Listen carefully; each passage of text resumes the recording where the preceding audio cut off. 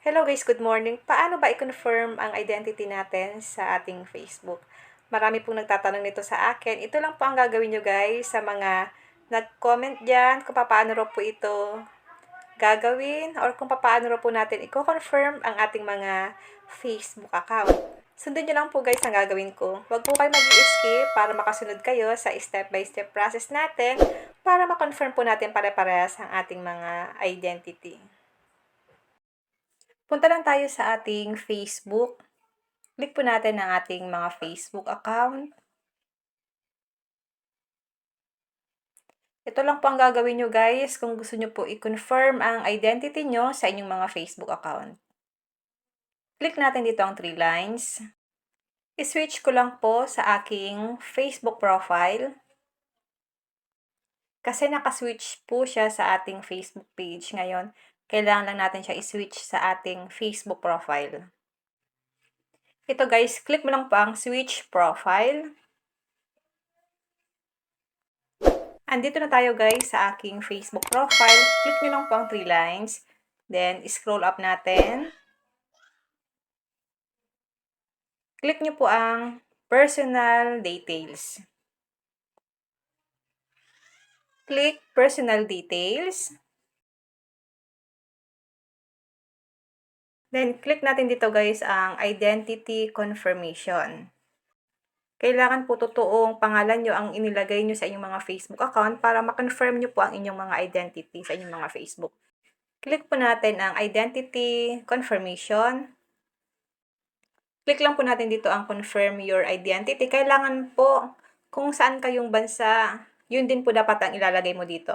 Sa akin po, Philippines, kaya ang nakalagay po dyan ay Philippines.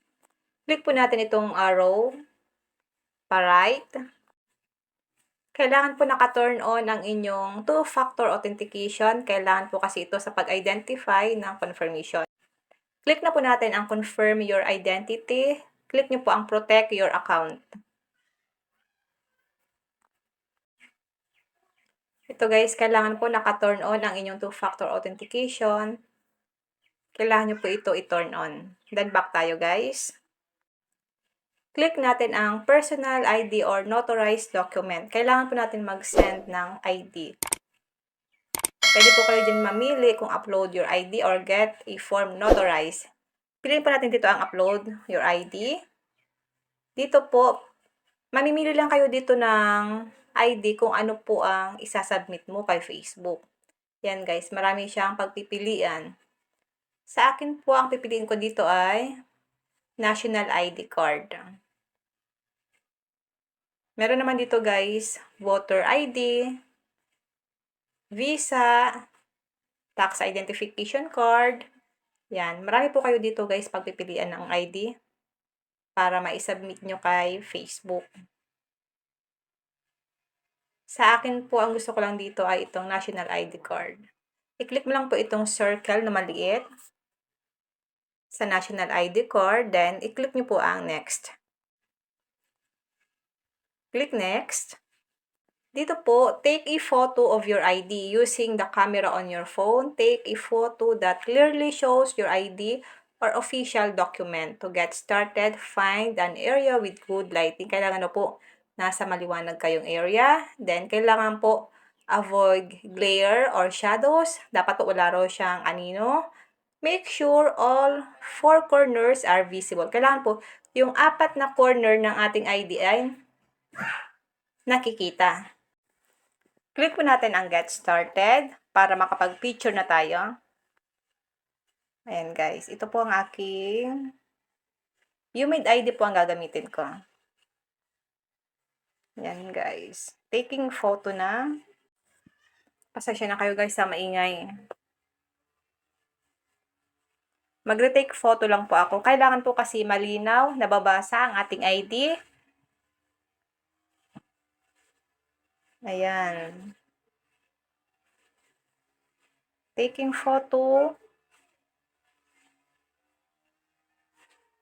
Then, click na po natin ang submit kung okay na po ba yan sa inyo. Dapat po is the info readable. Uploading your information. Thank you for submitting your information. We usually review IDs within 48 hours.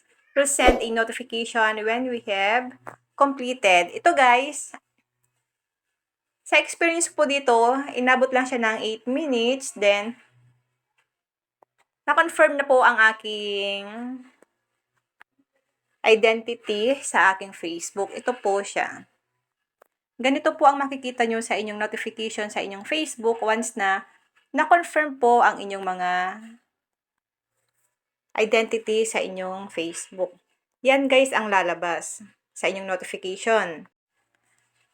At kapag na-confirm na po, ito po ang lalabas sa inyong identity confirmation. May nakalagay na po dyan na confirm.